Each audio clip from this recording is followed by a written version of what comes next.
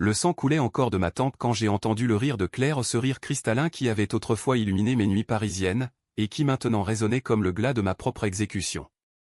J'étais mort, poignardé dans le dos par l'homme que j'appelais mon frère, dans les catacombes oubliées sous la Seine, où nos secrets les plus sombres étaient censés reposer à jamais. Et pourtant, alors que l'obscurité m'engloutissait, une lumière blanche, impitoyable, m'a ramené en arrière non pas au paradis, mais à l'enfer que j'avais fui.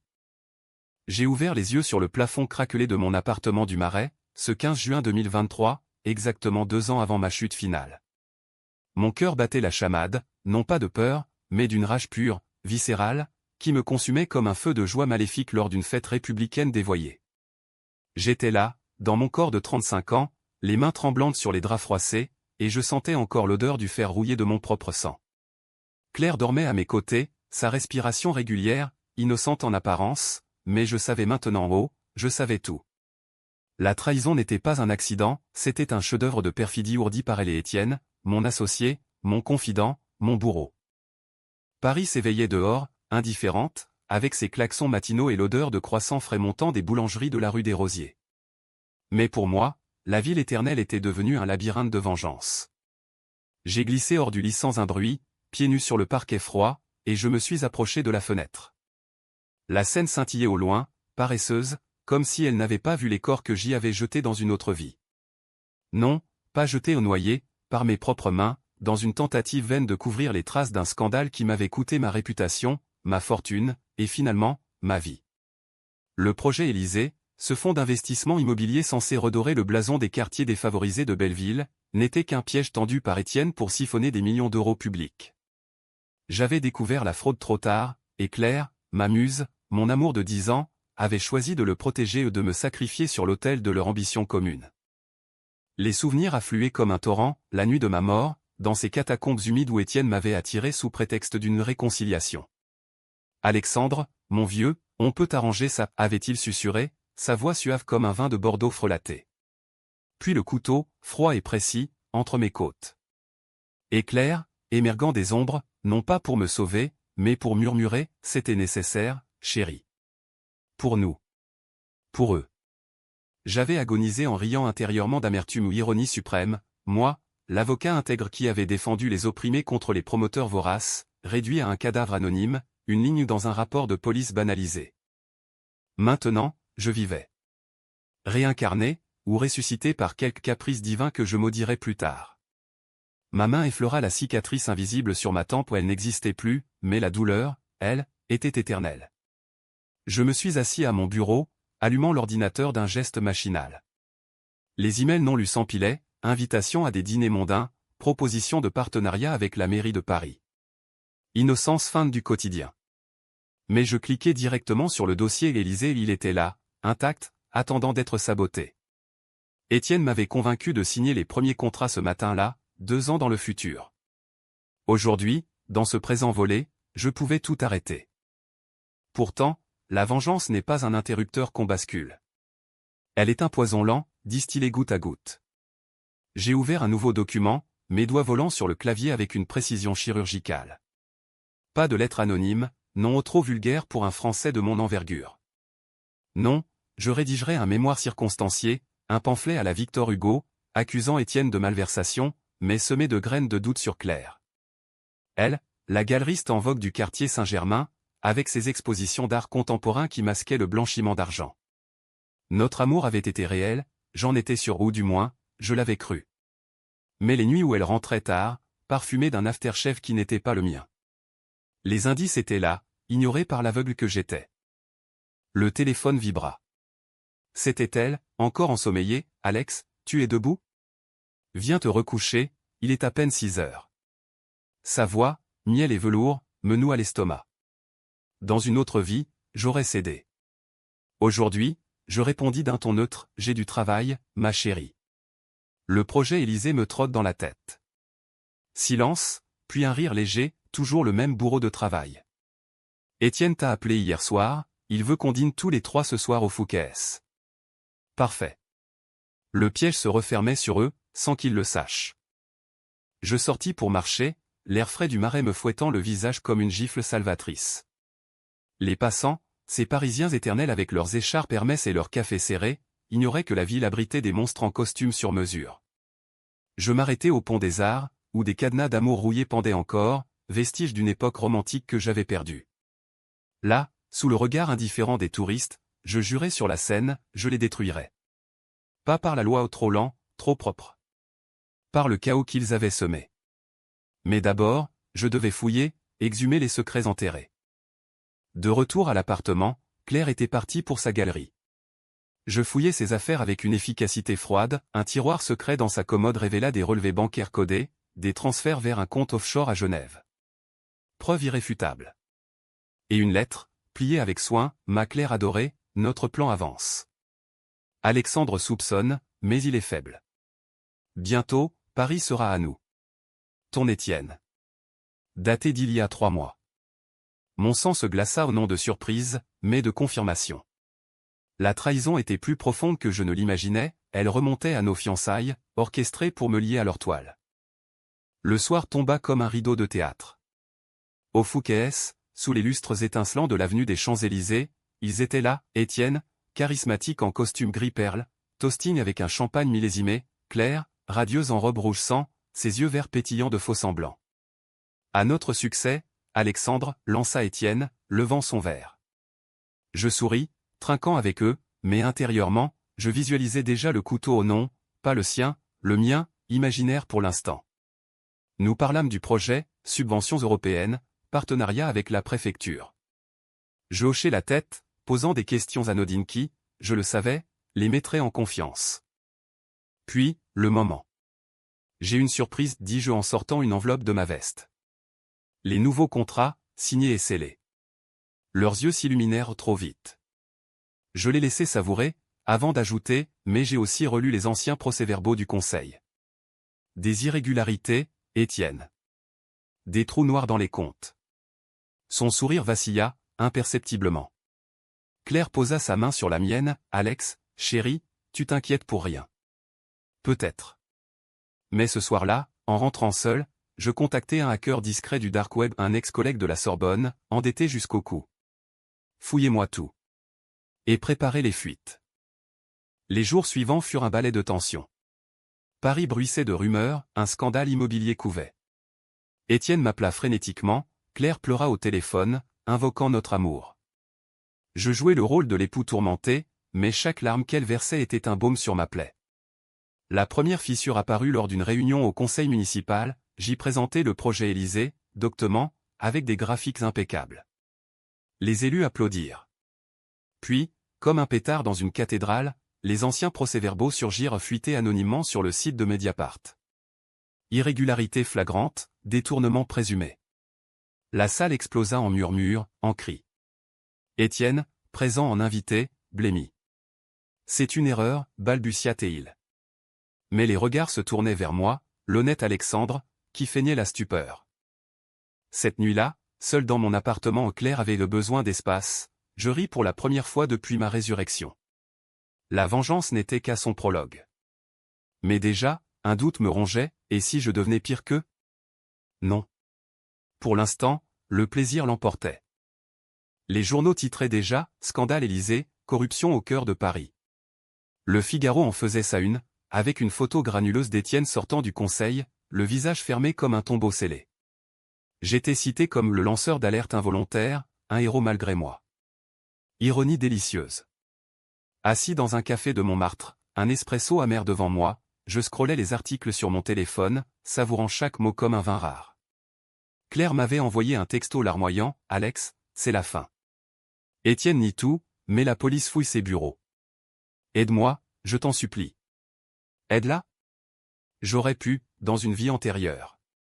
Maintenant, c'était le début de son calvaire.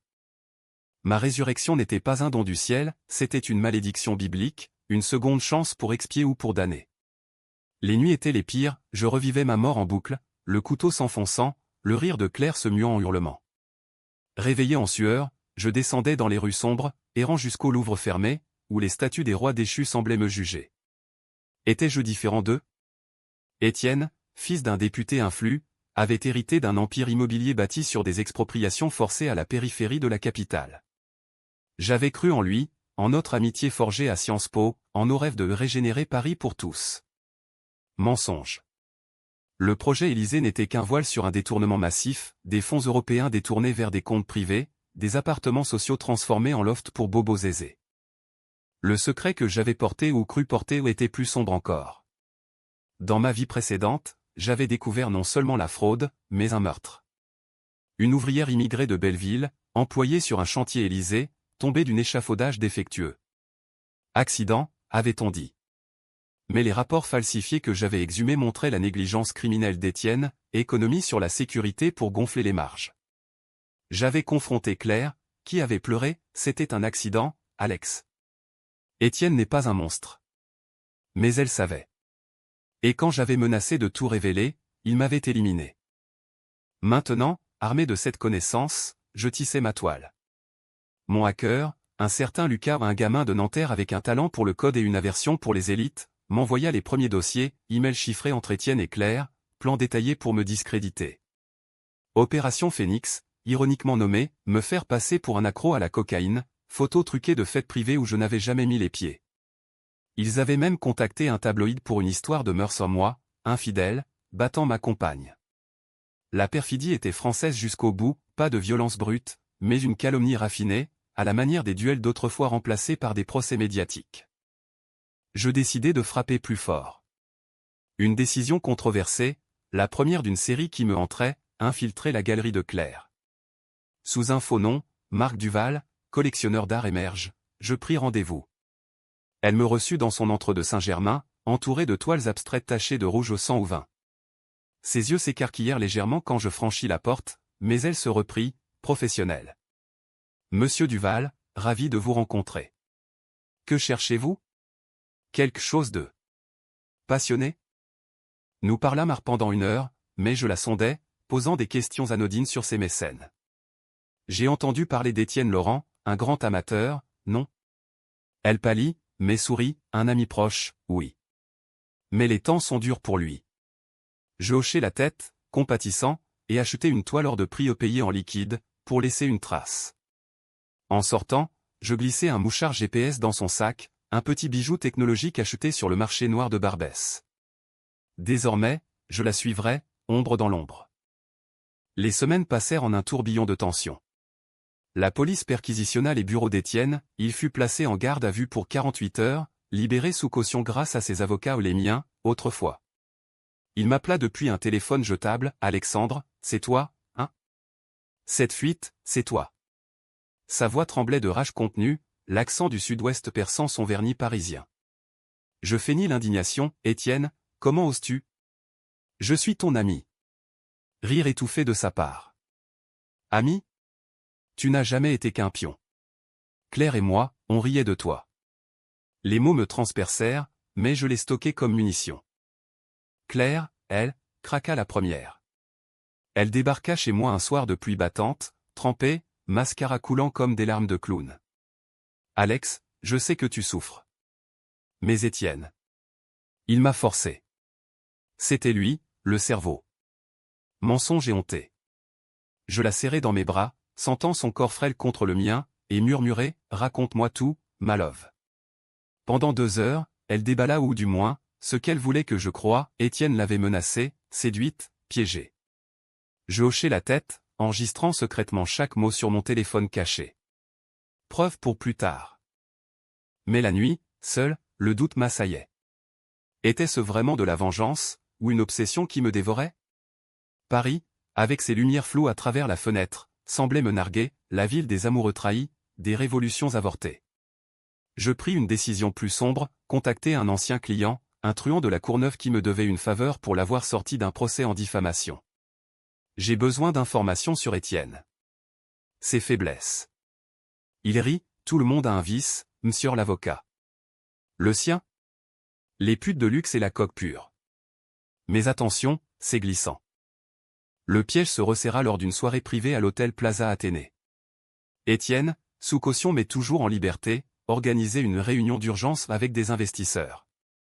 J'y allais incognito, costume noir, barbe naissante. Claire y était, collée à lui comme une ombre. Je les observais depuis le bar, commandant un whisky sec. Puis, glissant un sachet de poudre frelatée ou du sucre mêlé à un hallucinogène léger, fourni par mon contact dans la poche d'Étienne pendant une distraction. Il le trouverait plus tard, lors du contrôle de sécurité en sortant. Scandale assuré, l'homme d'affaires soupçonné de drogue dure au milieu d'un gala chic. Le lendemain, les tabloïds hurlèrent, Étienne Laurent arrêté pour possession. Le scandale Élysée s'envenime. Claire m'appela en pleurs, c'est fini, Alex. Il est ruiné. Je compatis, mais intérieurement, je jubilais. Pourtant, une fissure dans mon armure, un appel anonyme, une voix déformée, arrêtez, Alexandre. Ou vous mourrez encore. Était-ce Étienne? Ou pire, un allié que je n'avais pas vu venir? La tension montait, comme l'air lourd avant un orage sur la Bastille. Je savais que le vrai combat commençait. L'appel anonyme me hanta comme un fantôme de la Révolution française, ces ombres qui murmurent aux oreilles des traîtres avant la guillotine. Qui savait pour ma mort précédente? Personne, théoriquement c'était mon secret, gravé dans les catacombes de ma mémoire. Pourtant, cette voix synthétique, nasillarde, avait susurré, vous pensez renaître impuni? Paris garde ses morts. Je raccrochai, le cœur cognant, et passai la nuit à renforcer mes sécurités, caméras, serrures, un pistolet légal acheté sous un faux prétexte pour la chasse en Sologne, menti-je au armurier. Le matin, je me rendis à la préfecture de police, sous couvert d'une déposition pour le scandale Élysée. Le commissaire, un moustachu bourru nommé Duval ou ironie du sort, m'accueillit avec un café tiède. Monsieur Lefebvre, vos fuites ont secoué la ville. Mais attention, Laurent a des amis haut placés. Je hochai la tête, feignant l'inquiétude, et glissai, j'ai des preuves supplémentaires. Sur la mort de cette ouvrière, Fatima Ben Ali. Pas un accident. Ses yeux s'étrécirent. Fatima, une Algérienne de 28 ans, mère de 2 enfants, écrasée sous un échafaudage en 2022. J'avais défendu sa famille pro bono dans ma vie passée, perdant le procès face aux avocats d'Étienne. Maintenant, avec les rapports originaux volés par Lucas, je pouvais rouvrir l'enquête. Dehors, la pluie martelait les pavés de l'île de la Cité, transformant Notre-Dame en silhouette spectrale. Je marchais jusqu'au Pont Neuf, où les bouquinistes vendaient des reliures jaunies de Dumas et Zola ou des vengeances littéraires qui m'inspiraient. Ma propre revanche prenait forme, pas un assassinat vulgaire, mais une démolition méthodique, à la française, par les mots et les lois tordues. Pourtant, les décisions controversées s'accumulaient. La seconde, falsifier un témoignage. J'approchai le frère de Fatima, Karim, un mécanicien taciturne de Belleville. Monsieur Lefebvre, vous revenez? Après le procès perdu. Je lui montrai les preuves, et glissai un chèque généreux, pour les enfants. Et signé ceci, un affidavit accusant Laurent directement. Il hésita, yeux baissés. Corruption? Oui, mais pour la justice, me dis-je. Karim signa. Claire, entre-temps, sombrait.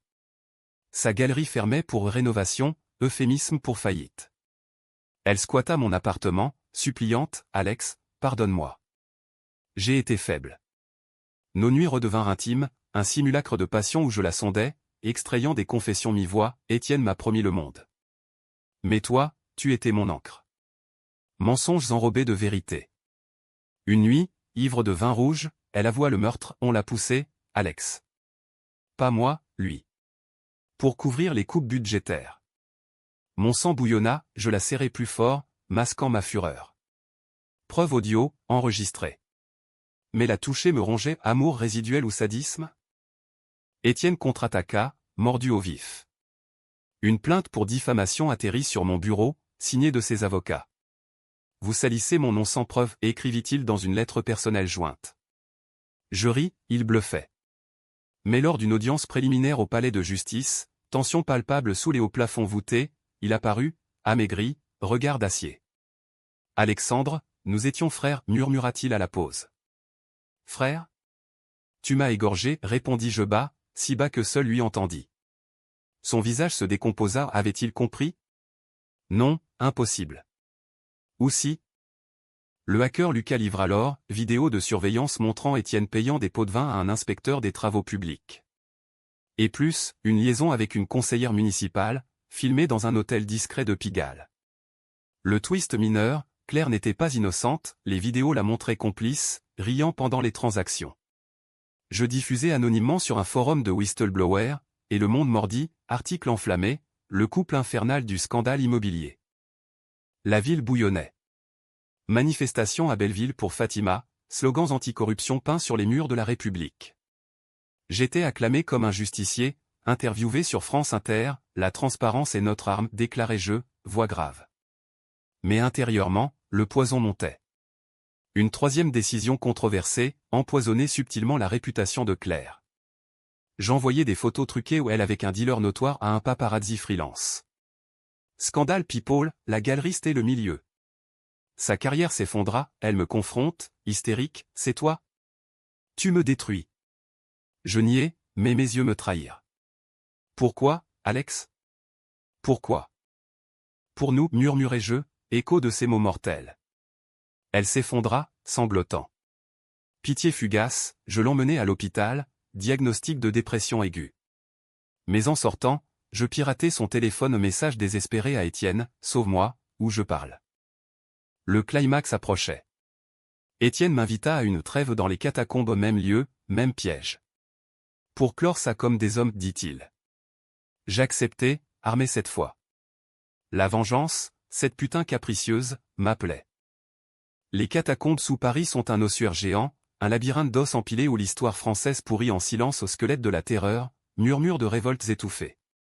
J'y descendis ce soir-là, le 14 juillet 2025, anniversaire de la prise de la Bastille, ironie sanglante. Vêtu de noir, un flingue chargé dans ma ceinture illégale en France, mais qui s'en soucie dans l'ombre?